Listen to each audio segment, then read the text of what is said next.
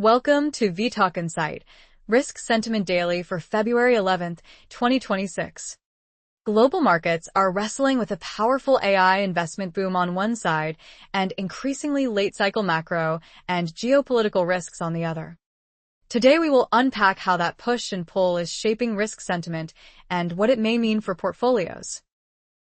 Across assets, today's overall tone looks liquidity-backed but fragile rather than decisively risk-on. Headline equities have been hovering near record levels, yet the S&P 500 just slipped by about 0.33%, while volatility gauges remain in the high teens, indicating unease but no panic. On the supportive side, global equities are still pushing toward new highs, led by U.S. technology and AI beneficiaries, with Asian tech and Taiwan's semiconductor complex attracting renewed interest thanks to their role in the global chip supply chain. Luxury names, select autos, robotics, and travel-related plays are also showing resilience, helped by better-than-feared data in China, robust high-end U.S. demand, and firm earnings beats from companies in segments like fashion and hospitality. Yet underneath that strength, the macro picture is starting to look more late-cycle. U.S. retail sales have disappointed in recent months, the labor market is softening, and there is growing concern that income growth is no longer keeping pace with spending, even as inflation appears stuck closer to 3% than to the Fed's 2% goal. Policy expectations are also two-way. Markets still lean toward a gentle easing path and a soft landing, but higher-for-longer inflation scenarios and questions around fiscal sustainability are very much alive. Compared with a more cautiously constructive setup seen recently, today's backdrop feels more finely balanced, with strong structural supports from AI and liquidity offset by rising doubts about growth durability and geopolitical stability. A key bullish driver is the AI Capex boom and tech leadership. TSMC has reported roughly 37% year-on-year revenue growth in January, driven by data center and AI chips, and has earmarked up to $56 billion of capital spending to keep up with demand. Across the sector, expectations for hyperscaler capital expenditure this year have been revised sharply higher, and over a multi-year horizon AI-related investment is projected into the trillions of dollars.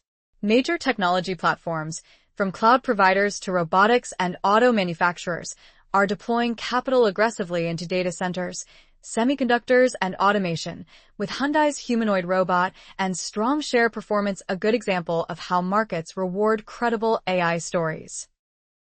This AI investment cycle is no longer just a mega-cap software or U.S. story.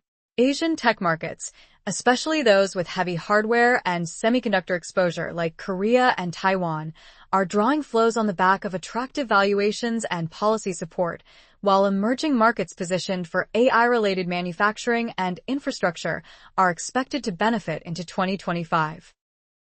For markets, this reinforces a powerful growth and earnings pillar, even as the broader economy slows. The flip side is higher dispersion. Chipmakers and robotics names closely tied to AI are thriving, while more traditional technology companies without clear AI leverage, such as some analog and auto-focused chipmakers, are struggling, keeping sector selection critical and adding to volatility. The second major support is ample liquidity and robust credit markets. Alphabet's recent $20 billion bond sale was 5 times oversubscribed, with spreads less than 1% above U.S. Treasuries, and the company is even exploring a 100-year note to tap ultra-long duration demand from insurers and pension funds. Beyond one issuer, global bond issuance is strong, including in sterling and Swiss francs, and high-grade corporate supply is being absorbed without visible stress, despite heavy calendar pressures from both sovereigns and big tech. In U.S. Treasuries, auctions continue to clear smoothly, and there is little sign that risk premiums in core sovereign or corporate credit have materially repriced higher. Persistent system liquidity and investor appetite for new paper are acting as a cushion against sharp corrections. Even with expectations for around $250 billion of investment-grade borrowing from hyperscalers alone, markets are digesting the flow, which reduces the probability of a disorderly credit-led tightening in the near term. This liquidity backdrop matters across asset classes. It helps explain why equity indices can stay near highs despite weaker macro data, why emerging market infrastructure and African projects are attracting capital with relatively low default histories, and why even speculative segments like crypto can find pockets of support through spot exchange traded fund inflows, despite recent outflows and volatility episodes. The third constructive driver is global easing and soft landing expectations. Growth is no longer seen as a purely U.S. story. Central bank rate cuts in several regions are helping to broaden credit activity and improve hard data, suggesting a more synchronized global recovery. The Bank of England now forecasts UK inflation returning to its 2% target in the second half of the year, paving the way for rate cuts and better domestic momentum.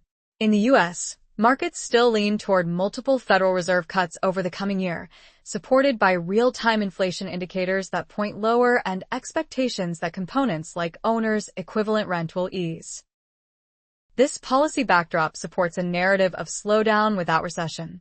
Rotations from U.S. megacap tech into value, cyclicals, and international equities are framed as fundamentally justified by improving global data and easier policy, even if some observers warn that the trade may already be stretched.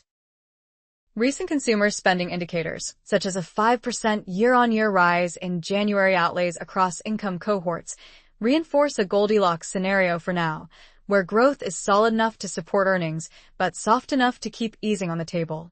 However, upcoming jobs and inflation prints remain critical. Any upside surprise in inflation or downside shock in employment could quickly challenge this benign path and force markets to reassess how much easing is realistic. On the bearish side, late-cycle growth fatigue and sticky inflation are becoming harder to ignore. U.S. retail sales have undershot expectations, with a key control group declining in December and a flat print more recently, while labor indicators point to slowing job creation and even the risk of negative payroll readings ahead. The economy looks increasingly bifurcated. Digital and AI-driven sectors account for the bulk of growth, but the real economy of first-time homebuyers, small businesses, and lower to middle-income consumers is feeling the strain of high housing costs, limited supply, and softening wage growth. At the same time, inflation is proving sticky. Several observers now see a new steady state closer to 3%, especially with a tight services sector, and January price data are expected to rise on seasonal factors, challenging the market's expectation for near-term cuts. For policy, this mix argues for patience from the Fed and raises the risk of a more orthodox, data-dependent stance that discounts labor softness and focuses on inflation. If that view gains traction, valuations in cyclical equities and duration-sensitive assets could come under pressure, particularly given concerns about U.S. fiscal deficits and the perception that fiscal and monetary coordination is edging toward emerging market-style behavior. A second headwind is escalating geopolitics and de-globalization risks. The conflict in Ukraine shows little sign of resolution, with Russia seen as unwilling to compromise and European leaders responding by planning significant increases in defense spending, including ambitions to more than triple defense outlays relative to gross domestic product in countries like Germany over time. Trade tensions are flaring in multiple directions. Disputes between the U.S. and Canada over infrastructure, ongoing tariff regimes, and threats of new chip-related measures all add friction to supply chains, even if some partners are choosing to adapt through concessions rather than escalate outright trade wars. Domestic politics are another layer of uncertainty. In the UK, frequent leadership changes and the prospect of a more left-leaning government are dampening enthusiasm for domestic equities, despite a relatively supportive macro backdrop and expectations for Bank of England easing. More broadly, the world is moving toward a more multipolar economic system. Countries such as India are diversifying away from U.S.-centric trade and capital. China is capitalizing on Western fragmentation, and middle powers struggle to shift outcomes without coordination from the largest economies, all of which reinforces regionalization and the need to reassess geopolitical risk premia. The final bearish driver is AI disruption, concentration, and credit risks. Artificial intelligence is now viewed as a tangible force reshaping sectors from insurance and legal services to banking, creating pronounced winners and losers and amplifying dispersion in both equity and credit performance. In the U.S., roughly 85% of recent growth is attributed to AI-related capital expenditure and top-tier consumption, leaving broader labor markets and affordability issues largely unresolved. Productivity and margins are strong at the corporate frontier, but most households face stagnant real wages and tight budgets, which can reinforce political and regulatory backlash risks. Credit markets are not immune.